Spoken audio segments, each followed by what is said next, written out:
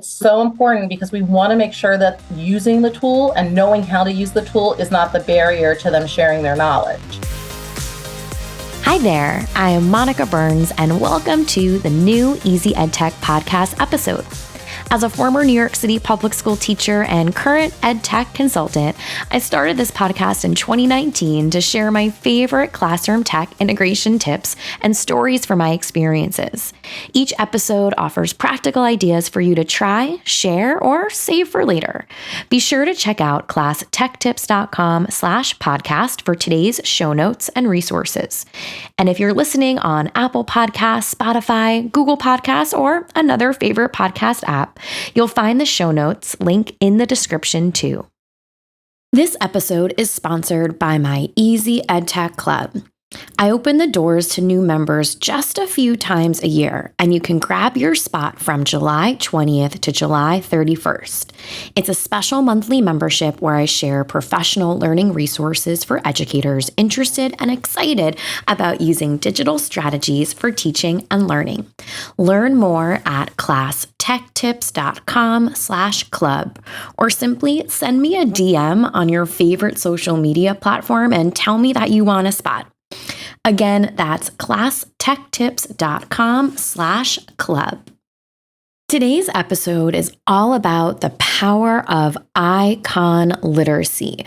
And I chat with Debbie Tannenbaum, who I just saw at the ISTE Live conference in Philadelphia a few weeks ago, all about this topic. Now, I love the idea of setting up students for success for the whole school year with new technology tools, and especially building transferable skills with technology, which is really at the heart of this concept of icon literacy.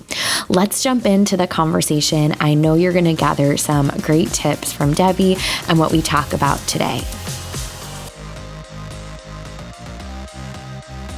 Welcome to the podcast, Debbie. I am so excited to chat with you today about the topic of icon literacy. We just ran into each other at the ISTE Live conference at the very end of June. So excited for this virtual follow-up.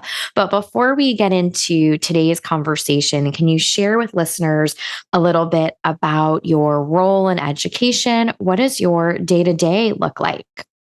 So hi, I'm Debbie Tannenbaum, and I'm at Tannenbaum Tech on pretty much all social media. And I have, during my day job, which I always say my day job and then my stuff on the side. During my day job, I am what they call a school-based technology specialist. I call it an EdTech coach. I work in an elementary school of about 700 kids, pre-K to grade 6. And in that job, I do a lot of different things. My favorite part of my job is when I get to go in and co-teach with teachers and really build capacity with students and teachers at the same time. That's my favorite part. But I'm also part of the master schedule, and I work with students in specials, essentially. So I do get to build a lot of capacity with students there. And then, of course, sometimes I have to help with testing. Mm-hmm. And in addition, in my school this past year, we spent a lot of time focusing on family engagement. So that's been a big part of my job, really talking about how we can use technology to build that family engagement. And then I also get to do some, professional development as well. And then outside of my school hours, I have my own LLC, Tannenbaum Tech. And as in that, what I do is I really work to help educators transform learning using technology tools. Well, when we first connected, I don't know how long ago it's been at this point, kind of on the conference circuit and all of those pieces.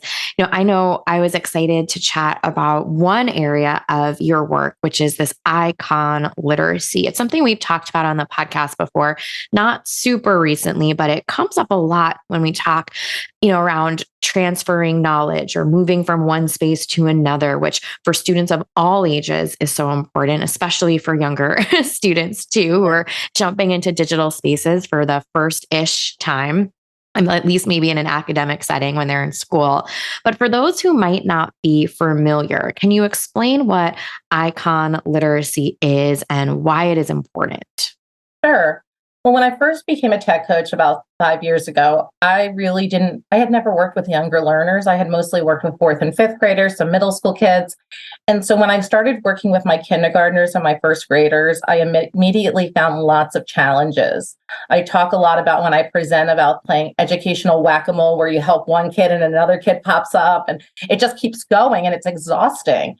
And I was really frustrated. And in December of that year, I was listening to another podcast, the 10-Minute Teacher podcast, and I heard Pana Asafatana talking about icon literacy. I had never even thought about it. It was something brand new to me. And honestly, it changed my life.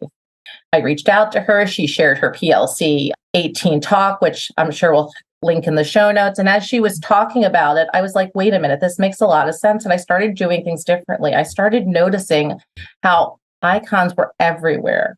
And as students navigated digital learning environments, that I had a lot of non-readers. I had a lot of, second language learners. It was really hard for them to navigate written directions. But when I started focusing on those pictures, on those icons, things changed. And the more I worked on this, the more I realized that they were everywhere. And there were a lot of them that were universal. And so I really started to really work with my students on that. And I started with my kindergartners and first graders. But before I knew it, my fifth and sixth graders were also responding to it. They were seeing things. I was not having to necessarily save them, but instead I was empowering them to solve their own problems, which I think is so important. And it really changed a lot. And so in the past couple of years, I've really dug deep into past what I had seen in that initial video of how can I use icons to really help my students develop agency, and what resources can I provide them using those icons. And we'll link out to Pana's resources. She was a guest on the podcast a while back too, which is, one of the first entry points to this idea for me as well. And so, as you were talking there about, icons, just those pre-reading skills, right? We've all been around, young learners where they notice something that they know the name of it based on the logo, right? And that's a real literacy skill. So, as you are coming to this realization that placing, your time and your energy around introducing icons and pointing them out in different places and all of those things that kids might see, whether they're in Seesaw or Book Reader or places that may have similar buttons for them to press. How did you go about introducing icons to your students? Do you have a specific method or approach in mind when you first got started, or maybe that's evolved over time? It's really evolved. When I first started, I kind of did what Pana did, and I put them in morning messages and I started teaching them one at a time. Since then, I've kind of changed a lot of that. In my second iteration, I just started teaching them and putting them more in an algorithm step by step. This year, I did something totally different, and I really explicitly taught them. I taught them explicitly, to me, what I consider the first 9, the power button, teaching them username, password, image, text, video, audio, those types of things. Yeah. And when I did that, I would teach it to them and we would repeat it, and I would make up some sort of sign for that to get their whole bodies involved. And then afterwards, we actually played icon bingo to really make sure that we solidified that. We didn't have devices our first session. So this was a great way to really build that with our students. And that way, when they did get into whatever programs we were going to start with, they were able to recognize those. And that took a lot of the barriers away. In addition to that, this past year, I guess this last 2 years, after doing my ISTE certification, I started to really dig into how I could incorporate icons with my rubrics. Hadn't really done great with rubrics when I became a tech coach because I wasn't giving grades.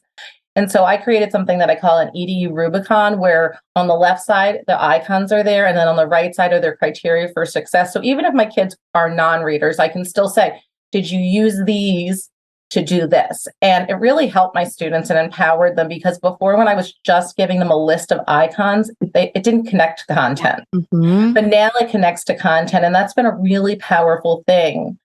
So now when I say to when one of my students comes up to me and they're like, I don't know what to do, I can say, where are you? And they can point and they can tell me, and then I can help them. Also really pointing those things out in the video directions I give them or the audio directions I give them has been really powerful. I joke now, I go to students because they want to show me their work, not because they don't know what to do. And that's a big change. And I think it's just so important that our students start to get those things. I'm sure you know Greg Bagby as well, correct? Yeah. He talks about the fact that our students are digital natives, but they're not digital learners, and that's our job. And those icons help them go from digital native to digital learner. And it's so important. And I'm so happy. One of my kids was working on Desmos, and I heard her talking, like, what are you doing? She goes, there's a microphone there. I can speak into it. That's the power. Mm-hmm. I love just that emphasis on the shift of conversation, right? I mean, there's, of course, the classroom management component of this, right? Absolutely. And the impact that can have. There's a student agency and the independence, right? That student, in the example you just gave, knew what a microphone button probably did, right? But they were going to press on it.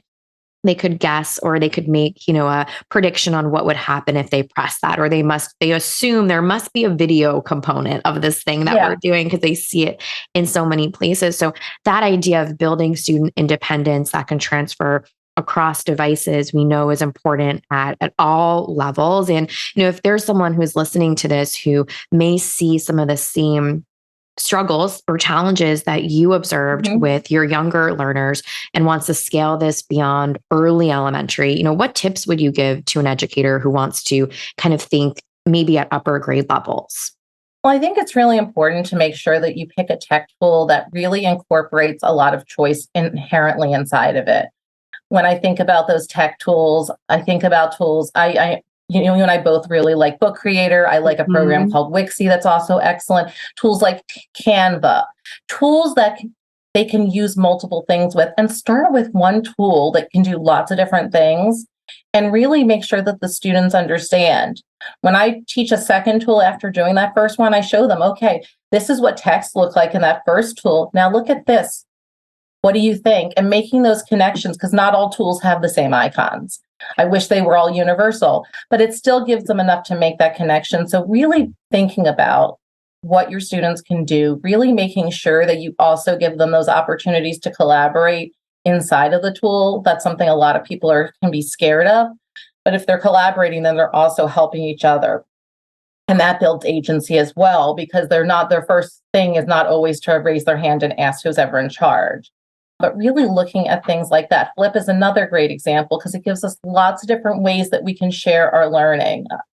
So really thinking about the tech tool you're using, and start simple. If the idea of using the technology tools with your learners, no matter what age they are, is overwhelming, start simple. Look at what your students are going to need to navigate that digital learning environment, and make sure that you spend a little time scaffolding that for them. It's so important because we want to make sure that using the tool and knowing how to use the tool is not the barrier to them sharing their knowledge. Yeah. So by doing that scaffolding with your students ahead of time, and even taking some time to look and see what you're using, super important. Give them some time, go over those things and give them some time to play around, because they'll notice things that you haven't even noticed. And I love that emphasis on choosing a tool that can do a lot of things. I sometimes use the term like open-ended creation tool, right? It's a choose your own adventure situation where you really do need to understand how to navigate. There isn't necessarily a step-by-step. And I say that in a great way, right? Yeah. And that as an educator, I know when I visit classrooms or talking with teachers, right? Kind of that similar parallel I sometimes think of, like if I was in front of a projector with my transparencies, right? I would think aloud as I was solving the math problem, right? Or if I was holding a picture book, I would point and say, oh, this made me think of, right? And it's very purposeful. It's not, on the fly. These are decisions that I made ahead of time to model something. So just that idea of being able to point something out or say, I bet this button does this. And then for students even to have those moments where they're talking it out, exploring side by side. I love those tips that you shared. And, you mentioned a bit about getting started with this. And I'm curious, were there challenges that you faced when implementing your strategies for teaching icon literacy in your classroom? I think it's always great for listeners to know that there might be an obstacle or something that they need to overcome, or to hear a story like that from someone. I think the biggest thing was when I first started doing this, especially in the younger grades, especially in kindergarten, the instructional assistants kind of looked at me like I was a little bit crazy. They were like, why are you having our kids do this? We can just do it for them. The person before you did it for them. And it took some time for them to understand that I was trying something different, that I wasn't sure at that point if it was going to be successful, but that I believed in it. And so I think that that's extremely important. And then also the time. I see my students when I see them on the master schedule for 30 minutes. When I was originally doing that morning message, it was taking me too long to go through what all of these icons were. It really worked better for me to explicitly teach those icons that I felt like were my core icons first. And then as we encountered new icons to build on them. And that way, when my students encountered it, it wasn't brand new. They had already seen it, whether we had played bingo or whether we were doing mirroring and I was doing a sign for it and we were repeating it. All of those things really brought them to life. And it helped my students tremendously, especially before my kindergartners had iPads and they had to type in their username and password. Sometimes that could take an entire period.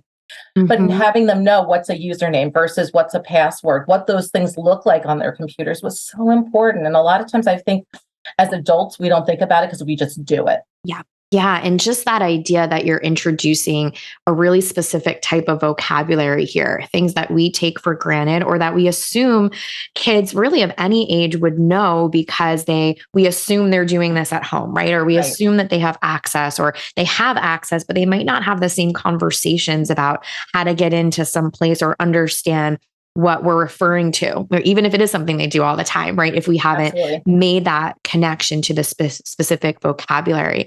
So if a listener is excited about this idea, no matter what grade level they're with, or, maybe they're deep into one content area or another, but using a lot of digital tools, what is one thing, maybe one small thing they can do tomorrow, like that kind of next day in their classroom to put these ideas into action?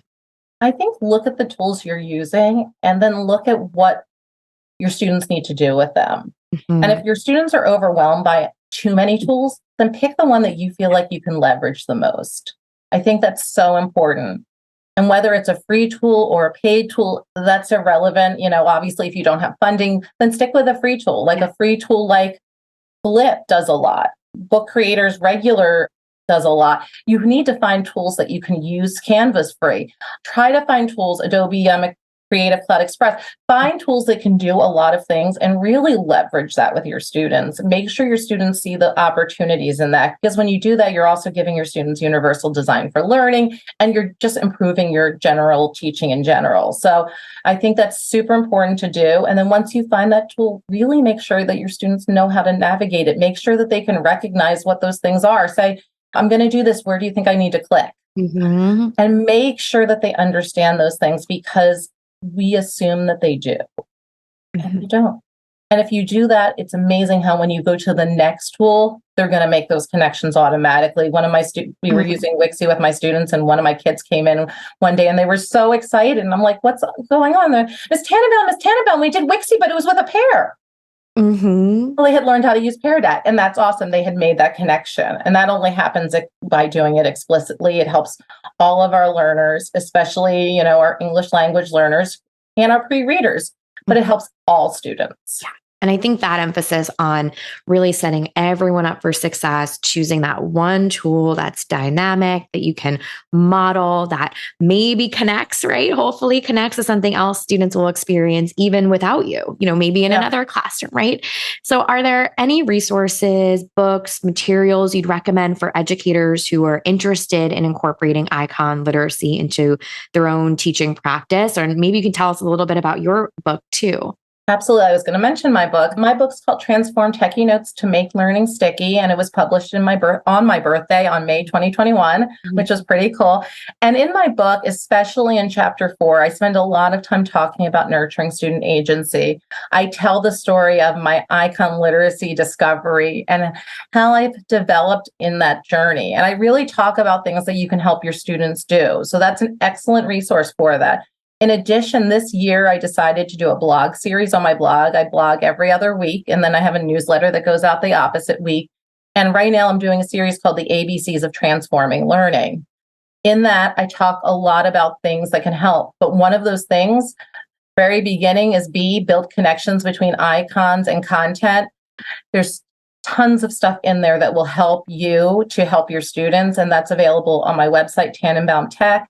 This week, W is coming out, which I'm super excited about, like to get to the end of the alphabet, but really trying to give educators those, just like you do, those little tips that can help them, to really improve learning, and amplify the learning. So often it gets so overwhelming, and it doesn't need to be. That's fantastic. And Debbie, we'll link out to all of those resources. So anyone who's listening right now can click and explore. But if someone's maybe, on the go today or doing double duty on their phone and listening into the podcast, where can people connect with you? Where can they learn more about your work? What's the best place to go to? It's super easy. Tannenbaum Tech everywhere. My website is probably the best place because it's kind of the hub of all my resources, but I'm also on Twitter. I'm mostly on Twitter. I'm on Facebook. I have a Facebook group that you're welcome to join. I'm on Instagram. I was on TikTok. It's not really my thing, but I'm thinking about trying to go back to it. And I'm on LinkedIn. So everything's really consistent so that people can, reach out to me. I'm also Debbie at tannenbaumtech.com if they want to email me. Awesome. Well, thank you so much, Debbie, for your insight, your advice, and your tips for listeners today. I know they're going to be excited to think about icon literacy this school year.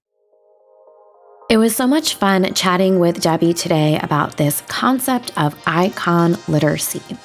So let's make this EdTech easy with a few key points from the episode. Set an intention when sharing icons with students. Make connections to open-ended creation tools. Model for students throughout the school year. Remember, you can find the show notes and the full list of resources from this episode, including all of the ways to connect with Debbie Tannenbaum at classtechtips.com/podcast and finding today's episode number 224. Can you believe it? Over 200 episodes already. This episode is sponsored by my Easy EdTech Club. I open the doors to new members just a few times a year, and you can grab your spot from July 20th to July 31st. It's a special monthly membership where I share professional learning resources for educators interested and excited about using digital strategies for teaching and learning. Learn more at classtechtips.com/club, or simply send me a DM on your favorite social media platform and tell me that you want a spot. Again, that's classtechtips.com/club. Thanks for joining us for another Tuesday edition of the Easy EdTech podcast. Remember to hit follow on Apple Podcasts, Spotify, or your favorite app to have next week's episode ready for you on Tuesday morning. Feel free to share takeaways from this episode with friends or colleagues in a quick email or text, or even on social media. And don't hesitate to tag me at Class Tech Tips if you have any questions.